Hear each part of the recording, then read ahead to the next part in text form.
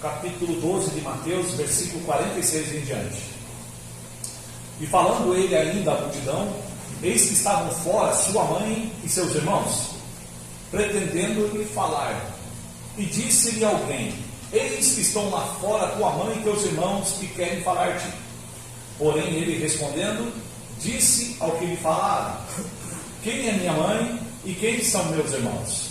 E estendendo a mão para os seus discípulos disse: eis aqui minha mãe e meus irmãos, porque qualquer que fizer a vontade de meu Pai, que está nos céus, este é meu irmão, irmã e mãe. Amém? Só até aqui. Glória a Deus. Jesus estava lá ministrando a palavra e diz a mesma, que o Senhor recebeu a visita de um cara que falou: para o culto aí, porque tua mãe e teus irmãos estão lá fora querendo trocar uma ideia. Jesus olhou para o cara e falou: quem é minha mãe e meu pai, cara? Apontou para a galera que com ele estava e falou: aqui está minha mãe, meus irmãos, esses são meus irmãos, os que fazem a vontade de meu pai são meus irmãos. Vocês entenderam o segredo dessa história já? Podia acabar aqui, embora, irmão. Amém? Quem que é a tua família? As pessoas que professam a tua fé. Esses são a tua família que Deus lhe deu. A partir do ponto que você confessa Jesus Cristo como o Senhor da tua vida, as pessoas que te são inseridas, que creem no teu mesmo Deus, que comunham com você desta fé, são seus irmãos, a tua mãe, a tua irmã, o teu irmão. Amém? Ô glória, isso é libertador, cara. Porque Cristo nos chamou para quê? Para uma novidade de vida. E para que eu venha a nascer, eu preciso morrer. Vocês entendem isso? Quem está em Cristo Jesus, nova criatura é. A antiga criatura morreu, porque as coisas velhas ficam para trás, tudo se faz novo. É ou não é? Entenderam isso? Minha pergunta para você agora é: você já morreu? Não precisa responder, esse silêncio fala grande, né? Você já morreu nesse lugar? Você já entendeu o que é morrer? Eu quero perguntar para você se o clube de futebol que você adorava lá fora, você adora igual hoje em Cristo.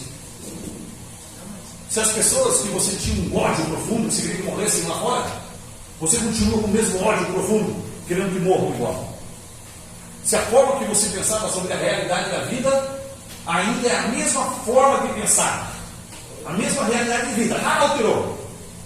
Dependendo dessa resposta, você sabe se o nascimento começou. E fica tranquilo que a criança nasce primeiro. Ela não é uma fruto imediata. O amadurecimento é um percurso. Mas começou o nascimento do guerrear em si, contra essas questões do passado, militando contra. Sim? Se sim, beleza, mano. Você está entendendo o que é morrer. Você está aplicando essa morte para abandonar as velhas práticas, tomar a cruz de Cristo e segui-lo, como diz a palavra de Deus. Está entendendo? Sim ou não? Sim. Assim espera. Lá no Desafio Jovem, a casa que nasci e que eu morri, quando eu entrei lá eu era vítima da sociedade. Eu fui abandonado pela minha família, as pessoas não queriam mais falar comigo. E como pode mamãe não me visitar para levar bala? Titio não querer falar comigo? Primos, pessoas do meu convívio, do meu ciclo social, pessoas que tinham intimidade comigo, me ignoraram. Eu não era ninguém para eles. Quem era eles para falar isso de mim? Né? Um ignorado, um ninguém, vida aos céus. Aí eu tinha um ódio por eles. E eu comecei a querer que eles morressem. E é verdade, cara. Aquele homem queria que eles morressem. E eu falei: Jesus, mata eles porque eu tenho muita raiva. Ou quem é eles para achar que eu não sou ninguém? E essa ira, essa cólera que a gente carrega no mundo. Aí Deus é maravilhoso, Ele matou eles. Ele matou o sentimento que eu tinha contra eles. Meu sentimento de revolta a eles, de querer que eles sofressem, que eles passassem por coisas, porque eles me causaram mal. A realidade é que Deus me trouxe a realidade de mostrar o mal que eu lhes causei, para que eu começasse a entender que muitas das coisas que eu estava sofrendo foram consequências de quem eu fui. Muitas das coisas que sobrevinham sobre mim foram coisas que eu criei para que viessem. A lei da semeadura. Se faço algo mal, como posso colher algo bom? Não é? Aí Deus começa a convencer a gente, para Deus a gente baixa a orelha, né, cara? E fica com uma vergonha, fala: não, Deus, não mata sem dor, e vai aliviando. Até o passo que eu falei: Deus, não mata não, alcança eles, salva eles. E a intimidade que tinha com eles foi desligada. o elo que eu tinha de amor e paixão foi rompido. A necessidade e a carência que com eles eu tinha se perdeu. Aí eu fico perguntando, né, cara, hoje, quando Deus fala, nossa, Deus, que louco, eu vejo eles e, eu quero que eles vão bem. Eu quero que eles prosperem. Tipo, eu tenho um amor por eles, mas não é a mesma coisa de antes. Eu lembro da minha infância, e com meus primos, que a gente pegava o carrinho do outro, um quebrava o carrinho do outro, dava um murro no outro, e daqui a pouco estava sorrindo, se beijando, e estava tudo certo. Hoje eu lembro e falo, pô, que legal, eu vivi isso, é fato. Não existe reescrever o passado, mas não existe aquela carência emotiva que eu tinha com eles. Sabe, aquela necessidade deles foi rompido no momento da minha morte. Cara, isso é libertador. Quem produz isso? O Senhor. Mas através do quê? Do meu querer, do meu permitir, do meu aceitar esse sofrimento que é imposto contra o homem do mundo, não o homem de Deus. Aquele homem do mundo sofreu para chegar nesse estágio. Aquele homem do mundo sofreu bastante, uma barbaridade. Hoje eu lembro daquela época e falo, caramba, como é que foi? Eu não tenho ideia. Esse é o passo de Deus, não o meu. Como ele fez? Eu não sei, cara. Mas as circunstâncias da vida que me carregaram até o dia de hoje ocasionaram isso. E Deus tem esse dom, o talento de fazer isso. Ele consegue isso. Ele derrama isso. No passo em que me abandono, como cruz e sigo a Ele. Não é da minha forma seguida, é da forma dele, porque eu abandonei a minha. E desde então, circunstâncias da vida boas aconteceram a centenas. Circunstâncias ruins na minha vida aconteceram a outras centenas. Em Cristo roubaram meu carro, um irmão em Cristo roubou minha moto e fumou, e coisas piores. Mais de 20 mil reais de mercadoria furtado, e eu em Cristo. Não é terrível? Eu fico de cara até hoje de lembrar disso. Só que por conta de estar escolhendo bem e entendendo que indiferente o que aconteça, meu Deus não mudou. Apesar de várias vezes acontecerem coisas que não me agradam. O meu pai não deixou de ser o meu pai. Ele continuou sendo o meu Deus, o meu conselheiro, que me guia.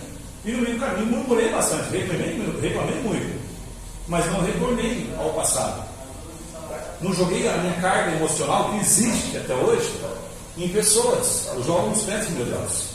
Eu sei que falar isso parece filosófico e bonito. Não entendo como filosofia, entendo como uma aplicação na vida. Cara, a vida é difícil, irmão. Isso não é uma profecia. Só que essas coisas ruins acontecem para quem está em Cristo e para quem não está. A diferença é que nós que estamos em Cristo temos o privilégio de dentro de nós não estarmos sós. Temos o Espírito Santo. Glória a Deus. Dentro de nós está o Espírito. Os profetas do passado, e eles não tinham o que nós temos hoje, irmão. Você crê nisso? Os profetas não tinham o Espírito Santo tomava eles. O Espírito Santo cobria eles. Em nós não, ele habita, ele mora, ele reside, ele está pleno todo dia, 24 horas, não em certos períodos, mas a qualquer instante. Então o nosso privilégio é muito maior. E ao contemplar vocês, eu falo, pô, cadê meus primos? Estão aqui, cara. Glória a Deus. Pô, cadê minha mãe? Ela está aqui, cara. Cadê? Tem uma mulher na casa? Mas cadê meus pais? Estão aqui, ó, meus pais. Cadê meus irmãos? Vocês. Hoje eu estou com meu irmão de sangue, Tiago. Né, Tiagão? Glória a Deus. Mas ao mesmo passo que ele é meu irmão de sangue, vocês são meu irmão, de fato, igual. Da mesma forma, e só não pensar isso, pensar sobre, cara, dá uma paz de espírito de saber que eu não estou sozinho. Conversando com o Tiago, eu falei, cara, hoje eu vou na casa de recuperação, vamos comigo? Ele falou, pá, vamos lá. No meio do caminho, comentei e falei, cara, uma das coisas que mais me dão prazer na minha vida é poder partilhar na casa de recuperação. Não é por causa de vocês, mas é quem habita em vocês. Glória a Deus. Sabe? Não é porque vocês precisam, é porque eu preciso. Por que venho aqui? Porque eu preciso estar bem para vir aqui. A verdade é essa. Então, tipo, nos meus dias maus, eu lembro dos meus irmãos. E meus irmãos não é o Tiago, não é o Thales, meu outro irmão, que penso nessa hora. É vocês. Amém? Vocês entendem isso? Peço que o Tiago também entendeu. Mas é por conta disso, cara, o que me vocaciona, o que me emociona para me manter focado. É vocês. Aprendem, é esse. Porque tenho irmãos que passam pelo que passei, que conhecem Deus que conhecem, que lutam para viver junto comigo numa comunhão de Cristo. Pô, mano, isso dá uma paz tão da hora. Isso é tranquilo. Você fala, uau, tá difícil, tá lá, meu irmão tá sofrendo também, vou interceder por ele. Aí fica imaginando essa história. Jesus ministrando a palavra para os seus discípulos, e alguns que só estavam visitando, talvez. O visitante tem que ser convertido, é ou não é? Aí quando chega o cara e bate né? Certo? Você vê na igreja, às vezes o diácono chega assim, meio camufladinho, passa um papelzinho, né? Para não parar o culto e dar um papelzinho de recado assim para o pastor, né? Então deve ter sido mais ou menos a mesma história. Aí Jesus foi meu filho, está lá. Você acha que Jesus não amava Maria, mãe dele? Ou os irmãos que estavam com Maria? Amava tanto quanto os que estavam ali ouvindo a palavra. Mas ele quis trazer um conteúdo para que quem ouça a palavra entenda que a todo momento está inserido no corpo dele, ele, Cristo. Ele nos nivelou aos irmãos sanguíneos, nos nivelou junto com a mãe materna dele. Lá está lá, meus irmãos, quem que é, meus irmãos? Deixa eu trazer um nivelamento para vocês. Vocês ficam olhando um homem que sobe no púlpito com título de pastor, homem que sobe no púlpito com título de presbítero, qualquer outro nome que o homem dê. Cristo chega assim, você está chamando ele, cara, de meu? Se você o é, por que você passa aos outros aquilo que te deu? Jesus nos nivela como igual, amém? Amém. O privilégio do púlpito, mano, é só privilégio. Não faz de ninguém melhor. É só um privilégio. Vocês entendem isso? Eu costumo dizer que os velhos casos já ouviram várias vezes que o púlpito é o local das vaidades. É ou não é? Não é aqui que a gente pode se achar o tal? Quem subiu no púlpito sabe disso. Como é gostoso. Como a atenção que nos é dada nos dá um... fazer assim, né? Sabe que o orgulho precede a queda. Então se você não sobe no púlpito, glória a Deus. É uma afetação a Deus na sua vida. Amém? Amém. Agora se sobe, glória a Deus. Fique feliz pela oportunidade que te é dada. Aleluia. Glória a Deus. Vamos ler desde o primeiro de novo. Eu estou sem hora aqui. Tem tempo aí. Vamos lá. E falando ele ainda, a multidão, tinha uma galera ali. Eis que estavam fora a sua mãe e seus irmãos, pretendendo falar-lhe. Maria estava lá fora, falou quando Jesus terminar o culto, eu vou trocar uma ideia com ele, né? Aí disse alguém, o diácono possivelmente dele ali, que estava lá fora com a mãe e seus irmãos e queriam falar-lhe. Aí Jesus ouviu e falou assim, quem que é minha mãe? Jesus, ele gosta de responder com pergunta, né? Já se ligaram nisso? As respostas de Cristo é uma pergunta. Quando chega leproso, é o que queres que eu te faça? Chega cego, o que você quer? O que posso fazer por você? Ele nunca entrega a resposta, não. Ele só pergunta. Por que Jesus faz isso? Você sabe que a Bíblia diz que para Cristo nós temos que entregar o nosso culto racional. Você sabe o que é culto racional? Culto racional não é um culto e chora. Pode chorar? Claro que pode. Está sensibilizado? Chora, mano. Só que não é isso que Cristo espera de nós. O nosso culto a Ele é um culto racional, culto de pensamento. Por que eu adoro o meu Cristo? Porque eu sei que eu fui um nóia, um lixo, que eu deveria ir para o inferno. Mas Ele é fantástico, maravilhoso, só falou assim, creia no meu sacrifício por você. Então somente isso, que será salvo. Ô glória! Ela é, Cristo não é doidão? Eu acho muito louco isso. Fico felizaço. Caraca, sem força, Cristo. Eu falo sem força, só do meu jeito. Não é do teu jeito, é sem força nenhuma, mas é do meu jeito. Ô glória, só isso? Aleluia, vamos copiar Cristo, é Ctrl-C, Ctrl-V. Só fazer o que Ele fez e seguir em frente. Não é bom isso? Me dá um suave sossego isso. Cristo é bom demais, cara. Mas enfim, Cristo ouviu do cara, falando lá, tua mãe e teu irmão estão aí. Ele respondeu para esse, quem é mãe? Quem que é minha mãe? Eu queria perguntar para você, irmão, teu trampo, qual que é o teu trabalho, cara? Você fica fazendo perguntas, né? Tipo assim, você fez para si essas perguntas? O que eu vou fazer na minha vida? Hã? O que está acontecendo com meu filho lá fora? E minha mulher está me metendo gaio? Você fez essas perguntas? Tudo bem, cara, faça. Mas você fez em Cristo isso? E aí? O que está rolando, Jesus? Qual é? Ele curte e pergunta, mano. Ele quer raciocínio, ele quer pensamento. Conversa comigo. Eu vou te esclarecer. Se já foi de fato, de pleno, você e Cristo. Tira um pastor no meio do caminho, cara. Você não precisa de um medianeiro. Você tem o Espírito Santo em si. Para que chega assim, pastor? Fala comigo aqui. Ele pode te ajudar, eu sei, cara. Mas tem algo muito maior dentro de você.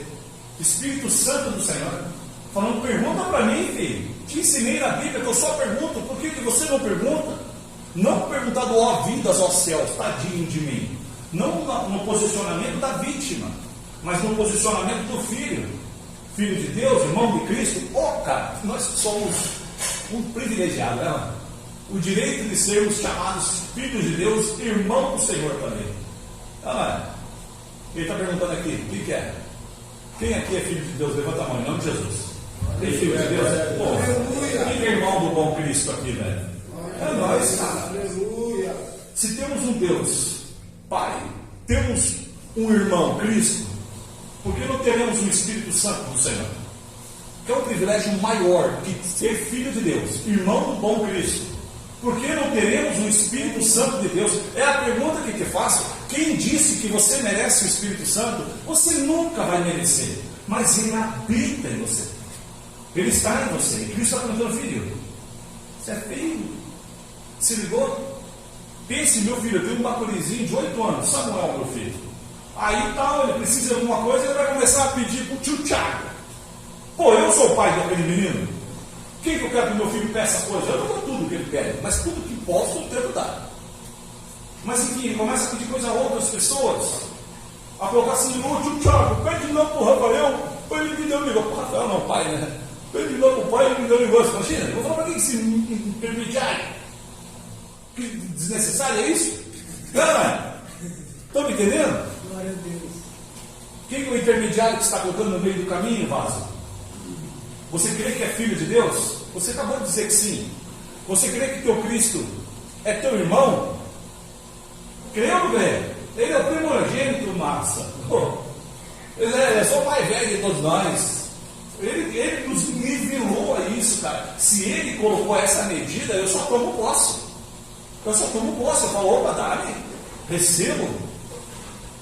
Então, porque nas suas petições, vaso, você está colocando um intermediário, esperando num homem que aconteça coisas que o bom Deus te dará. Está me entendendo? Enfim, eu espero que sim, né? Glória a Deus. Glória a Deus. E disse-lhe alguém, eis que estão ali fora com a mãe e teus irmãos e querem falar-te. Porém ele respondendo disse aos que falaram, quem é minha mãe e quem são meus irmãos? As perguntas de Cristo é da hora, né?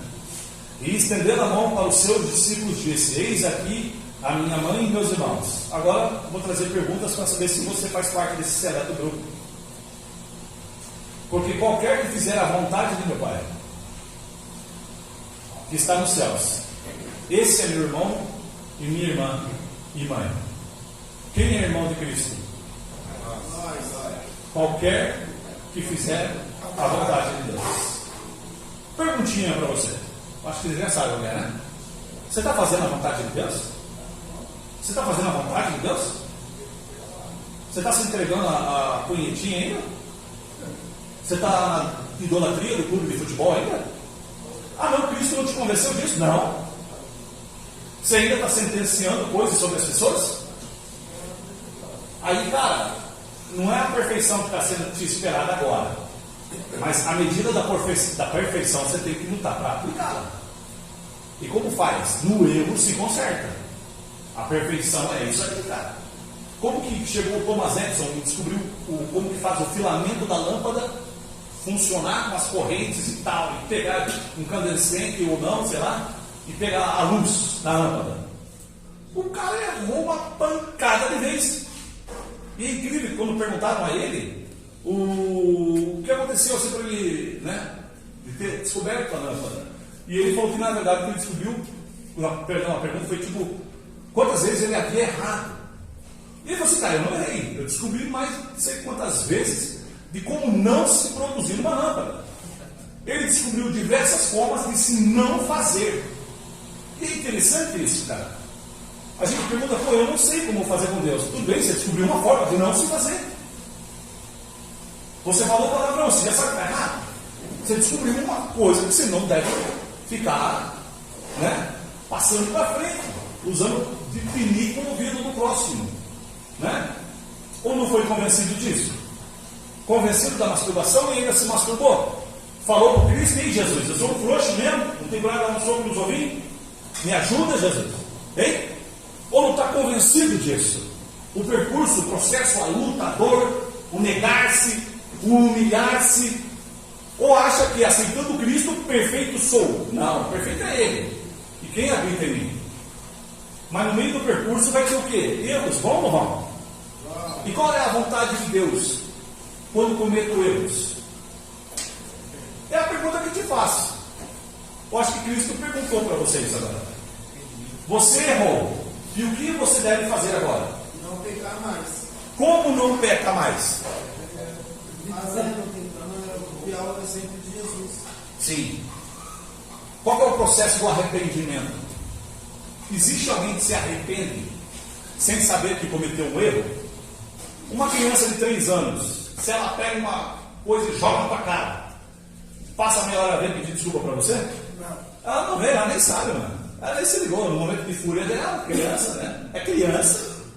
Jogou um negocinho e tchum, depois já vem pro teu colo para brincar, como se nada tivesse acontecido. Ela não tem o arrependimento, porque ela não tem o discernimento do erro cometido. Amém? Amém. Sim ou não? Agora o que nós temos? Nós temos entendimento. Eu sei que é ofensivo. Eu sei que posso dizer coisas que te ofendam. Eu sei que atitudes minhas podem levar outra pessoa a gostar ou não. E a questão não é se a pessoa merece ou não. A questão é, eu sei se é certo ou se é errado. Ao passo que sei o que é errado, ainda faço. Como conserto isso? É só o perdão, irmão. É só o perdão. É só o processo de pedir perdão e liberar o perdão. Quando libero o perdão? Quando me pedem desculpa? Não. Quando eu me sinto magoado. Entendeu isso? Por que perdoo? Porque quem habita em mim, cara, perdoa. Como posso eu não perdoar? Aí Cristo está te nivelando com quem? Com um sujeito mundano? Ou está te nivelando com um ser santo e supremo? A quem ele te nivelou, irmão? Pergunta que eu te faço. A ele não te nivelou por baixo. Ele te nivelou por cima. Ele não te jogou como sola de sapato. Ele te jogou como coroa da cabeça. Ele não te avaliou como um lixo que se cospe e joga. Ele te avaliou como uma pedra valiosa, tendo que ser esculpida ainda no percurso. Mas o valor dessa pedra, ele já sabe qual é. Você sente isso, você recebe isso. Glória a Deus. Qual é o retorno que você dá ao receber isso e sentir isso? Esse processo, irmão, de conversão e arrependimento, aperfeiçoamento. Para finalizar, hoje não vou alongar muito não. O que Cristo espera da tua vida, Lázaro? Uma medida que não é pesada, é possível. Ele espera a perfeição. Ele fala assim: sede perfeitos, como perfeito é Deus. É ou não é? A medida que deu foi ele, não foi eu. Ele fala: seja perfeito. O teu foco, o teu objetivo não é parar de fumar pedra somente, cara. Não é somente pagar a dívida da Casas Bahia. Não é somente você tratar bem a tua mãe e tua esposa. Não é somente ser um homem digno e todo mundo te aponte e fala: ó, homem de Deus. É ser perfeito. Por quê? Porque ele te nivelou por ele, não pela pessoa do lado que não tem ele. Ele te nivelou como ele é. Ele perguntou: e aí? Quem que é meu irmão? Você acha que o irmão dele vai ser servo de Satanás? Não, cara. O irmão dele é como ele. Tem o mesmo direito que ele. Tem a mesma autoridade que ele. Tem o mesmo compromisso que ele. Tem a capacidade que ele tem. E foi tudo isso que ele nos deu. O que eu preciso para exercer isso? Posicionamento. Amém? Essa eu respondo, de fato. É posição, base. Eu estou indo para 15 anos de convertido pela graça de Cristo. Eu posso amanhã me desviar, eu sei disso. Eu posso pegar esse escorregar aí, culpar o capeta depois, né? O fracassado faz isso, culpa o inimigo. Pode acontecer. Eu espero que não sou o Senhor do dia, mas eu tenho o meu compromisso, eu tenho o meu propósito, eu tenho o meu foco. Ferramentas que utilizo, vocês, os irmãos do meu Cristo. Quem que eu uso para me lembrar que eu não posso retornar? É vocês. Eu não tenho a envergadura espiritual para enxergar a Deus. Eu nunca vi anjo, eu nunca ouvi voz de Deus. Eu sinto Ele em minha vida, eu obedeço a voz de Deus dentro de mim, que é a minha própria voz, às vezes eu acho. Placar a guerra dentro de mim, dizendo: não, assim, não. Aí eu tento buscar discernimento para escolher o que é mais correto. É ou não é? Vocês são ferramentas de Deus para a minha vida, como eu espero ser ferramenta de Deus para a vida de vocês. O Senhor nos deu toda a condição. Ele não deu parte das condições, Ele deu toda a condição. É como se chegasse um empreendedor de grande sucesso para você e falasse: eu tenho uma proposta de trabalho, e é assim, eu vou te dar o site, eu vou te dar as ferramentas, vou colocar todos os clientes nas suas mãos, toda a capacidade de gerenciar esse negócio vai te ser entregue agora. Você aceita? Aceita. Ele fala: a única coisa que eu preciso é que você esteja online na hora combinada, porque você que dá o play. Aí Jesus está te chamando para dar esse play todo dia, toda hora. O play é quando? É quando existe um fato, um acontecimento, que é necessário uma decisão, um posicionamento, uma escolha. É a hora do play correto que tem que ser starteado. Você tem que play de Deus. Decisão correta. Escolha correta. E para essa escolha é só pensando. Amém, Vasco? Amém. Espero que vocês tenham realmente entendido um pouco, cara. E no que não entendeu, vai conversar com Jesus depois, cara. O Espírito Santo está em você. Amém? Amém. Você põe em pé em nome de Jesus?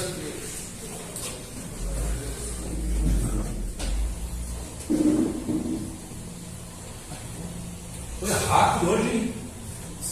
Também vocês não param de falar, né, cara? Mas eficaz. Aleluia.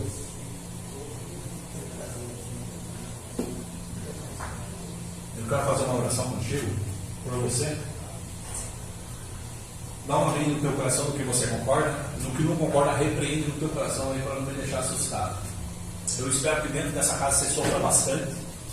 Eu espero que aqui dentro seja muito dolorido, que você sofra demais aqui dentro. Porque se no meio dessas dores você não desistir, se no meio dessas dificuldades você fizer as escolhas certas, você vai estar mais capacitado, porque lá fora não interessa o que você acha, o dia mal vem. Não interessa o que você pensa, o que você diz. Vai dia que vai gear.